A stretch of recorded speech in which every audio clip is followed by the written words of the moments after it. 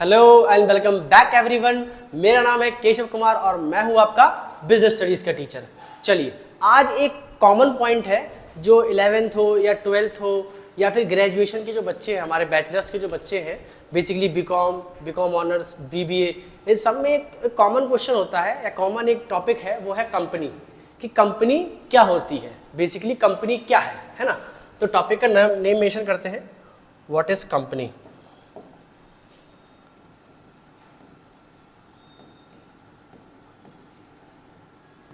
चलिए, अब कंपनी क्या है बेसिकली समझो आप।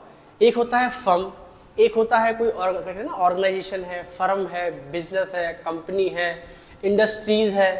तो देखो सभी क्या है, वो सारे के सारे क्या है, कंपनीज हैं। देखो जिन जिन शब्दों के आगे लिखा होता है प्राइवेट, सुना होगा आपने ना, प्राइवेट, या फिर आपने लिखा होगा पब्लिक, लिमिटेड। तो इसका ही मतलब क्या है, जहां ये शब्द लगा होता है लिमिटेड, वो क्या है अपने आप में एक कंपनी है। ठीक है ना। दो तरह की कंपनीज होती हैं, प्राइवेट और पब्लिक कंपनीज। प्राइवेट कंपनीज कौन सी होती है, जो कोई इंडिविजुअल व्यक्ति चलाता है, जैसे कि मेरी कोई कंपनी है XYZ। और पब्लिक कंपनी क्या होती है, जहां पे वो गवर्नमेंट चलाती है। क्या चलाती है, गवर्नमेंट, या फिर वो स्टेट की हो या फिर सेंट्रल की हो। ठीक है ना। चलिए, अब थोड़ा डेफिनेशन देखते हैं कि व्हाट इज कंपनी। तो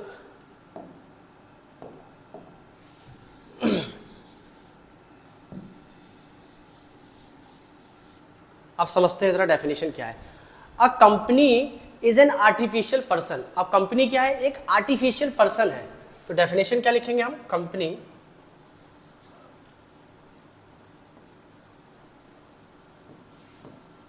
कंपनी इज एन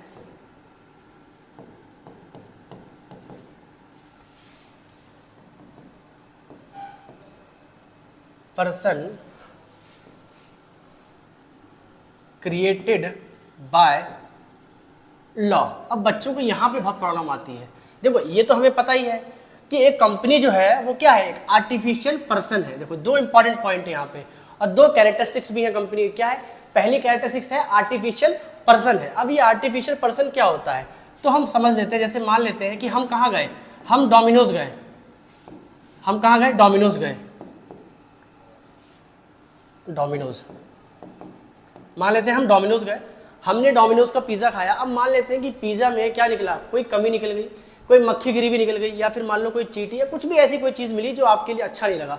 तो बेसिकली हम क्या, डोमिनोज में जो इंसान होता है उसको क्या मारते हैं वहाँ पे, या उसके ऊपर केस करते हैं? नहीं, हम डोमिनोज को करेंगे केस कि भाई देखिए हमने डोमिनोज का पिज़्ज़ा खाया और डोमिनोज के पिज़्ज़ा में ऐसी ऐसी चीज़ें निकली जो हमारे सेहत के लिए ठीक नहीं है ना।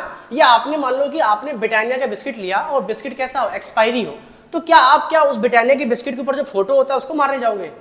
नहीं ना, है ना। हम किस पे केस करते हैं, उस कंपनी के ओनर पे केस नहीं करते, हम उस कंपनी के ऊपर केस करते हैं। इसीलिए हम कहते हैं company is an artificial person. ये अपने आप में भी एक इंसान है। क्या है ये, एक आर्टिफिशियल इंसान है जिसको हमने बनाया है। जैसे देखो हम पढ़ते हैं ना, सैटेलाइट्स दो तरह के थे, बचपन में पढ़ा था ना हमने, सैटेलाइट दो तरह के थे, एक नेचुरल और एक मैन मेड। तो बेसिकली वो जो मैन मेड है, वो जो टर्म है मैन मेड, वो टर्म यहीं से आई है। ये आर्टिफिशियल पर्सन कह लो या फिर कह लो मैन मेड, जिसको हमने बनाया है। तो बेसिकली क्या होती है company, a company is an artificial person created by law. ये एक इंपॉर्टेंट पॉइंट है यहां समझने के लिए, क्रिएटेड बाय लॉ, जिसको लॉ ने बनाया है, जिसको लॉ ने बनाया है। जैसे कि मान लेते हैं, जैसे मान लो हमारा संविधान है, हमारा कॉन्स्टिट्यूशन है। अब कॉन्स्टिट्यूशन में क्या है, सबके अपने अपने राइट्स है। जैसे मान लो हमारे फंडामेंटल राइट्स हैं, तो ये फंडामेंटल राइट किसने दिए हमें, हमारे कॉन्स्टिट्यूशन ने दिया हमारे लिए। तो ऐसे ही कंपनी को कौन बनाता है, जैसे मैं सबसे पहली कंपनी के बारे में बताता हूं आपको। जैसे कंपनीज एक्ट 1956, ये सबसे पहली कंपनी एक्ट है ना। तो ये एक एक्ट है, इसके अंदर क्या लिखा हुआ है, इसके अंदर लिखा हुआ है कंपनीज के बनने से लेके उसके चलने तक के कंपनीज के रूल्स एंड रेगुलेशंस। ठीक है ना, कि कंपनी अगर कोई कैसे रजिस्टर्ड होगी, है ना, कैसे ऑपरेट करेगी, वो कंपनी क्या काम कर सकती है और क्या काम नहीं कर सकती है ना। तो वो सारी चीजें क्या है, रूल्स एंड रेगुलेशन, या उसका रजिस्ट्रेशन कैसे होगा, स्केल ऑफ ऑपरेशन क्या क्या होगा, वो सब कहाँ लिखा होता है, कंपनीज एक्ट के अंदर, जहां पे हम कंपनी को रजिस्टर करते हैं। चलिए थोड़ा और समझते हैं इस चीज को।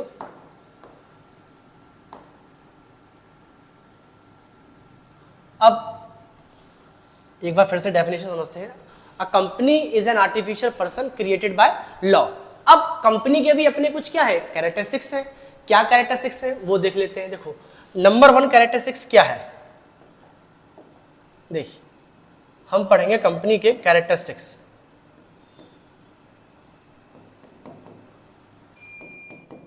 Characteristics of company, characteristics of company. चलिए पहली कैरेक्टरिस्टिक्स क्या होगी, अभी अकॉर्डिंग टू डेफिनेशन हमने बताया था मैंने आपको, वो क्या है अपने आप में एक आर्टिफिशियल पर्सन, ये शॉर्ट फॉर्म लिखा है आरटीआई, ठीक है। तो आर्टिफिशियल पर्सन है, कैसा है वो, आर्टिफिशियल पर्सन है जिसे लॉ ने एग्जिस्टेंस दी है। कोई कंपनी कोई चेहरा नहीं है कि आप जाओगे ये कंपनी इंसान है वो बात करता है, नहीं। एक कहीं ना कहीं कंपनी और उसके मेंबर, कहीं ना कहीं कंपनी और उसके ओनर्स दोनों क्या है, सेपरेट है। क्या है वो, सेपरेट है, अलग अलग इंसान है, ठीक है ना। दूसरा, अब देखो उसी सेपरेट से एक वर्ड आता है सेपरेट है, separate legal entity, separate legal entity. हम कंपनी को एक अलग इंसान का दर्जा देते हैं। जैसे मैं मान लेता हूं एक बंदा राम है, एक बंदा श्याम है, एक बंदा मोहन है ना। 3 लड़के हैं, राम श्याम एंड मोहन। तो राम अलग है, उसके अपने कुछ कैरेक्टरिस्टिक्स हैं, वो अलग काम करता है, वो पढ़ाई में हो सकता है बहुत अच्छा होगा। श्याम अलग है और मोहन अलग है, तो तीनों के अपने अपने क्या है, कैरेक्टरिस्टिक्स हैं। तो ऐसे ही एक कंपनी का अपना अलग क्या होता है, एक सेपरेट लीगल एंटिटी, उसके अपने अलग कैरेक्टरिस्टिक्स होंगे, अलग रूल एंड रेगुलेशंस हो सकते हैं। क्या पता वो क्या मैन्युफैक्चरिंग करता होगा, है ना, उसके क्या अलग अलग ब्रांचेस हो सकते हैं, है ना, कितनी बड़ी कंपनी होगी, इसके अलावा ऑपरेशन कैसा होगा।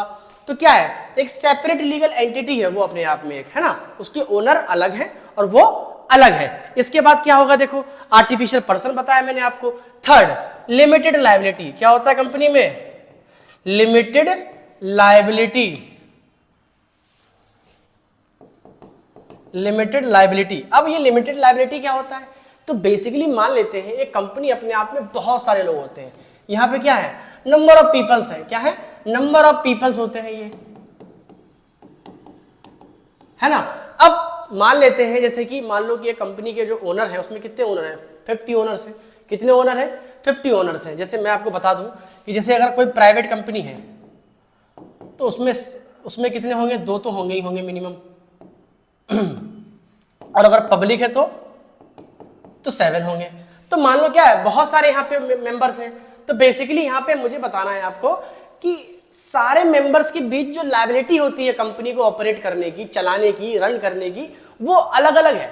मतलब कोई एक इंसान उस कंपनी की सारी जिम्मेदारियां नहीं लेगा, है ना। मान लो एक काम को 4 लोगों को करना है ना, ABCD। तो मान लो ऐसा नहीं है कि एक ए जो अकेला इंसान है वो सारे के वर्क अकेले परफॉर्म करेगा। ABCD चारों लोग मिलके कोऑर्डिनेशन में सारा काम करेंगे। तो कहीं ना कहीं जो एक काम है वो 4 लोगों में डिवाइड हो गया। अब ये काम 4 लोगों में डिवाइड हो गया, मान लेते हैं कोई एक काम है ये 4 लोगों में डिवाइड हो गया, तो कहीं ना कहीं सबके पास क्या है, लिमिटेड लायबिलिटी है। भाई ए के पास थोड़ा होगा, बी के पास थोड़ा, सी के पास थोड़ा और डी के पास थोड़ा। क्यों, क्योंकि इन सब ने क्या लगाया अपना कैपिटल, इन सबका कैपिटल लगा है। तो ये सभी लोग मिलके अच्छे से काम करेंगे, कोई भी इसमें धोखाधड़ी नहीं करेगा, है ना। तो कहीं ना कहीं सबके ऊपर क्या है, एक limited liability, limited liability. Basically liability का मतलब होता है दायित्व।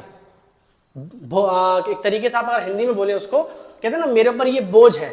जैसे मान लो कि आपने कोई मोबाइल उधार लिया किसी व्यक्ति से, तो अब आपकी लायबिलिटी बनती है कि जब आपके पास पैसा आएगा आप उसको पे करोगे। तो कहीं ना कहीं लायबिलिटी का मतलब क्या है, एक तरीके से उधार होना या दायित्व होना, है ना। कहते हैं मेरे पे यार एक बर्डन है, जैसे पापा लोग बोलते हैं ना अक्सर हमारे कि देखो मेरे पे इस चीज की दायित्व है कि मुझे तुम लोगों को सेट करना है अपने लाइफ में आप लोगों को। तो बेसिकली वो क्या एक तरीके से लायबिलिटी है। इसके बाद नेक्स्ट पॉइंट क्या बनता है, परपेचुअल सक्सेशन। परपेचुअल सक्सेशन,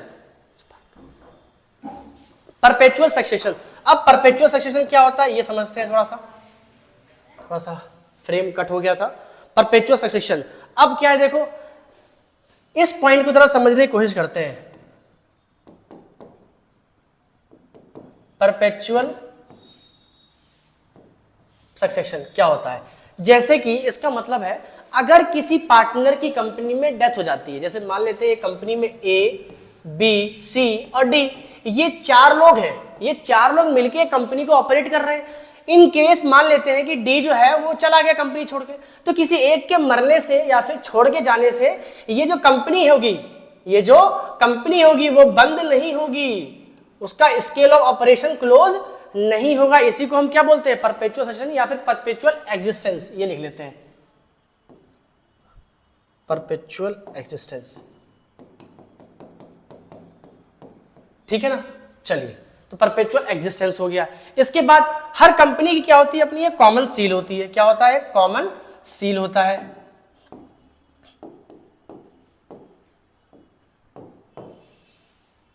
एक कॉमन सील होता है।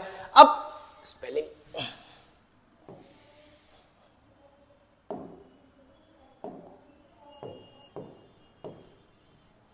Common seal. अब कॉमन सील का क्या मतलब है? कॉमन माने एक नॉर्मल कॉमन चीज है ना। सील का मतलब होता है जैसे कि मान लेते हैं हम, एक ट्रेडमार्क होता है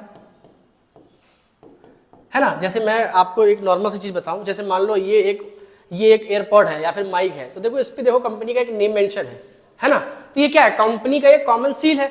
जैसे कि मैं मान लेता हूं, जैसे कि मैं कोई प्रोडक्ट बाय करता हूं, मैं कोई भी प्रोडक्ट बाय करता हूं, जैसे देखो ये प्रोडक्ट है, तो देखो कंपनी का देखो यहाँ पे एक मोनोग्राम लगा हुआ है ना, एक हॉलमार्क लगा हुआ है या फिर एक ब्रांड नेम लगा हुआ है यहाँ पे, तो वो सब क्या है? कॉमन सील है।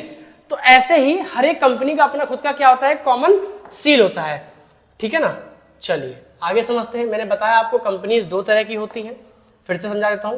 कंपनी जो होती है वो 2 तरह की होती है, एक होता है पब्लिक कंपनी, एक होता है पब्लिक, एक होता है प्राइवेट। अब पब्लिक और प्राइवेट में फर्क क्या है? अभी मैंने बताया था आपको। देखो पहले पब्लिक समझते हैं। Public companies are those companies, public companies are those companies which are owned, managed by government। अब ये गवर्नमेंट दोनों होंगे, सेंट्रल और स्टेट गवर्नमेंट। ठीक। अब जो प्राइवेट होते हैं इसमें क्या होते हैं? इसमें प्राइवेट इंडिविजुअल किसी भी एक इंसान की, जैसे मैं बोलता हूं ABC लिमिटेड, है ना। लिमिटेड क्यों लगाया? क्योंकि ये कंपनी है। चलिए ये हो गई। इसके बाद दूसरा फर्क क्या हो सकता है, ये समझते हैं। चलिए अब मान लेते हैं जैसे कोई पब्लिक कंपनी है, तो कहीं ना कहीं ये पब्लिकली क्या है? एक तरीके से ये काम करेगी लोगों के सोशल वेलफेयर के लिए। किसके लिए काम करती है? एक पब्लिक कंपनी लोगों के सोशल वेलफेयर के लिए काम करती है। इसका मेन मोटिव क्या होता है? इसका मोटिव क्या होता है? अगर आपसे कोई पूछे कि भाई मेरे पढ़ाने का मोटिव क्या है, तो मैं कहता हूं भैया बच्चे अच्छे से पढ़ जाए। एक तरीके से सोशल मोटिव है कि बच्चों की अच्छे से पढ़ाई हो जाए, है ना। तो बेसिकली एक पब्लिक कंपनी का मोटिव क्या होता है? सोशल वेलफेयर, लोगों का भला करना। बट एक जो प्राइवेट कंपनी है उसका कभी ये मोटिव नहीं होता कि वो लोगों का भला करने के लिए आई है। ठीक है ना। उसका मेन मोटिव जो होता है प्रॉफिट मोटिव।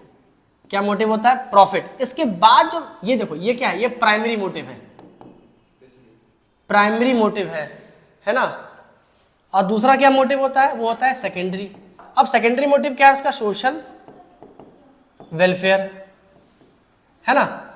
होप आपको पब्लिक और प्राइवेट कंपनी समझ में आया होगा, है ना। अभी देखो जो लेटेस्ट एक्ट चल रहा है जिसके तहत हमारी कंपनियां रजिस्टर्ड होती हैं, है ना। मैंने आपको फर्स्ट एक्ट बताया था कंपनीज एक्ट 1956, लेकिन इस समय जो लेटेस्ट एक्ट चल रहा है वो है कंपनीज एक्ट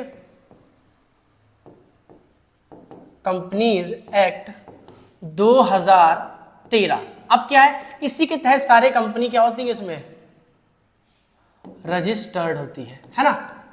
तो भाई किसी भी कंपनी को अगर इंडिया में वर्क करना है ना, लीगल ऑपरेशंस करने हैं, अपना स्केल ऑफ ऑपरेशन करना है, तो कहीं ना कहीं वो क्या है? वो कंपनीज एक्ट 2013 में अपने आप को रजिस्टर्ड कराएगी और इसके सारे रूल्स एंड रेगुलेशंस को वो फिल करेगी, तब जाके वो इंडिया में अपने बिजनेस को कैरी आउट कर पाएंगे। होप आपको ये वीडियो समझ में आया होगा।